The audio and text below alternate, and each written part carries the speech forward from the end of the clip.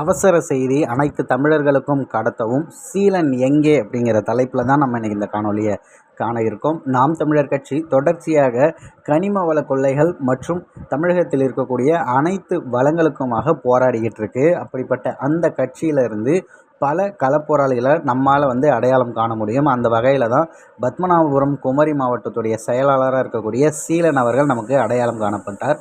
தொடர்ச்சியாக காணொலிகள் வெளியிட்டு எங்கெங்கெல்லாம் இந்த மாதிரியான கனிம வள கொள்ளை நடக்கிறது அப்படிங்கிறதும் நேரடியாக மனோ தங்கராஜ் அவர்களை எதிர்க்கக்கூடிய ஒரு திராணி இருந்த ஒரு நபராகத்தான் அவரை நாம் பார்க்க முடிகிறது.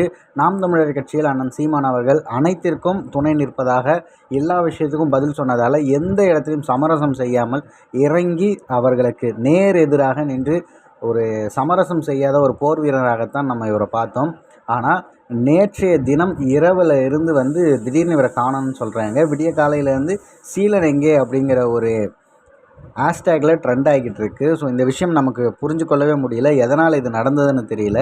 இப்போ வரைக்கும் வந்திருக்க செய்தி என்ன அப்படின்னா, நாம் தமிழர் கட்சியுடைய பத்மநாபபுரம் குமரி மாவட்ட செயலாளர் அண்ணன் சீலன் அவர்களுக்கு கனிம வள கொள்ளையர்கள்கிட்டமிருந்து தொடர்ச்சியான கொலை மிரட்டல் வந்துட்டுருக்கு. இந்த விஷயம் அதிக அளவு நமக்கு தெரியல.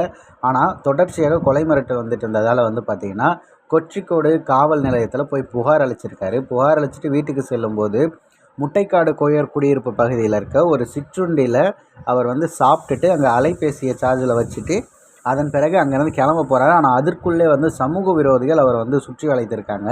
அந்த சமூக விரோதிகள் யாருன்னு சொல்லிட்டு நீங்களே அடையாளம் காணுங்க. அந்த சமூக விரோதிகள் சுற்றி வளைத்து அவர் அடிக்க முயலும்போது அந்த இடத்துலேருந்து அவர் தப்பி சென்றிருக்காரு. ஆனால் தப்பி சென்ற அந்த நபர் அதன் பிறகு என்ன ஆனார் அப்படிங்கிறதே தெரியல. இதனால் எல்லாருமே பார்த்திங்கன்னா ஒரு பதவாய்ப்பு உள்ளாக இருக்காங்க.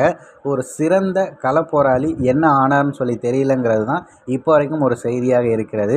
விரைவில் அவர் நலம் பெற வேண்டும். சீக்கிரமாக அவர் நம்ம இதே மாதிரி களத்துக்கு இறங்கி அவர் போராட வேண்டும். இந்த தொடர் அச்சுறுத்தல் நம்ம எதுவும் செய்து விடாது அப்படிங்கிறது மட்டும் நமக்கு தெரியும். சீமான் அவர்கள் இதற்கு துணை நிற்பார் அப்படிங்கிறதையும் நம்ம நம்புகிறோம்.